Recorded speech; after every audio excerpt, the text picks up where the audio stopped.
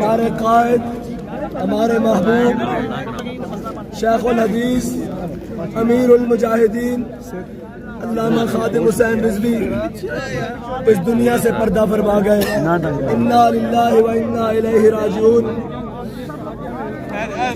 اس دنیا سے جانے کا سبب ان کا وہ فرانس کے ملولوں نے جو خاکے بنائے، اس خاکوں کا غم تھا کہ کوئی ہمارے ہوتے ہوئے ہمارے آقا و مولا صلی اللہ علیہ وسلم کے خلاف کیسے پہنچ گیا۔ اس نے ہمارے آقا و مولا صلی اللہ علیہ وسلم کے کیسے خلاف بات کر دی، اور وہ بھی ریاستی سطح پر کیسے بات ہو گئی۔ میں سعد بن خادم حسین رضوی رحمۃ اللہ علیہ یہ پیغام دینا چاہتا ہوں، کفار کی گستاخیوں پر ہم سب کبھی خاموش نہیں رہیں گے۔ دین اسلام کے کسی بھی حملے کو کسی صورت برداشت نہیں کیا جائے گا۔ دین اسلام پہ اٹھنے والی ہر انگلی کے آگے اول صف میں تحریک لبیک یا رسول اللہ ہوگی انشاءاللہ۔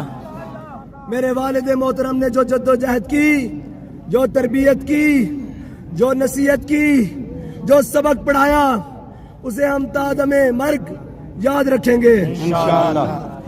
انہوں نے فرمایا تھا ہم نے یہ گردنیں حضور کے لیے رکھی ہوئی ہیں، اور یہ گردنیں حضور کے لیے ہیں، اور یہ حضور کے لیے رہیں گی انشاءاللہ۔ یہ تحریک رائے عظیمت ہی کی تحریک رہے گی۔ ہندو، کفار، گیرٹ بلڈر منون اور جو بھی گستاخ جہاں سے بھی سر اٹھائے گا، ہم اپنی ایڑیاں رکھ کے اس کو دبا دیں گے۔